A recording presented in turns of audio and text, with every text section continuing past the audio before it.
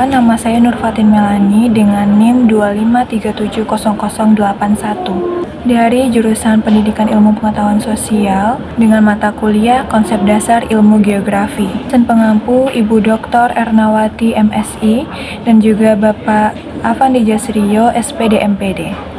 Baiklah, pada tugas kali ini saya akan menjelaskan tentang sejarah perkembangan geografi. Yang pertama, ada geografi klasik. Perkembangan tentang bumi telah dipelajari berbagai bangsa, khususnya Yunani kuno, di mana bentuk bumi masih menjadi misteri.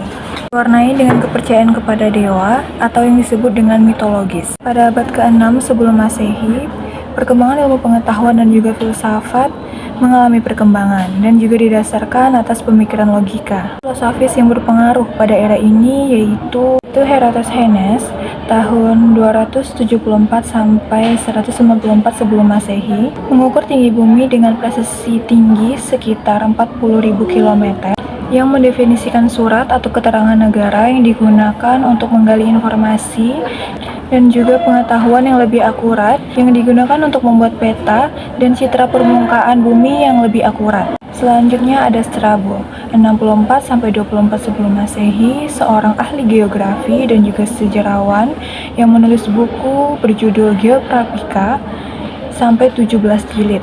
Pada bagian 1 menjelaskan tentang pengertian dan juga sejarah tentang geografi. Pada bagian 2 berisi matematika geografi yang memuat lintang, bujur, dan juga jarak zonasi permukaan bumi.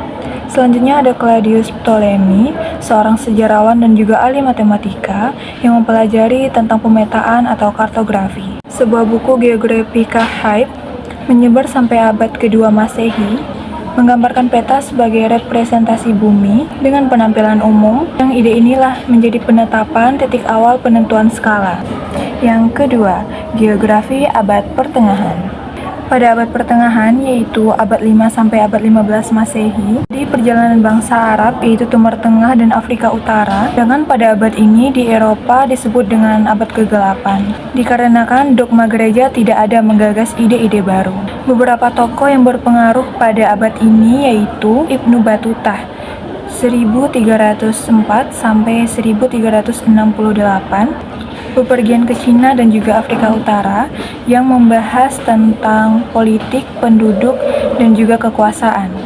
Selanjutnya ada Ibnu Majid 1821 sampai 1500, menggambarkan atau mengembangkan ilmu pengetahuan tentang navigasi kelautan atau penelitian kelautan. Selanjutnya ada Abu Abdullah Al-Idrisi 1101 Masehi, menciptakan bola-bola langit dengan proyeksi persegi panjang, serta klasifikasi zona iklim menurut konsep Yunani klasik.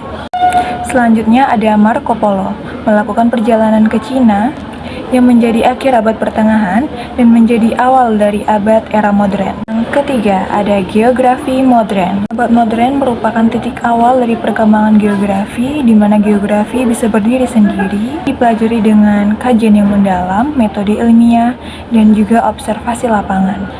Dalam buku Geographika Generalis tahun 1650 membagi geografi menjadi dua klasifikasi, yaitu geografi umum atau sistematis dan geografi khusus atau geografi regional. Sejak abad 19 sampai sekarang, ahli geografi telah menggunakan pendekatan integratif dalam mempelajari wilayah dari permukaan bumi. Kajian geografi mencakup ketimpangan ruang, masalah lingkungan, bencana alam, kemiskinan, dan juga masalah-masalah lainnya yang dikaji dan dianalisis menggunakan peta, penginderaan jauh, dan juga sistem SIG.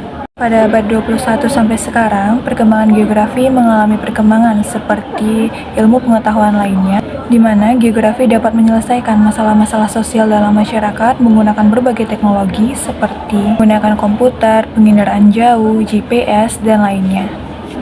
Di mana harapan kedepannya dengan berbagai teknologi yang ada, geografi dapat membantu memecahkan masalah-masalah sosial dan menjadi ilmu yang dapat bermanfaat untuk semua kalangan. Baiklah, sampai di sini dulu yang dapat saya sampaikan. Saya tutup dengan Assalamualaikum warahmatullahi wabarakatuh. Sampai jumpa di next video.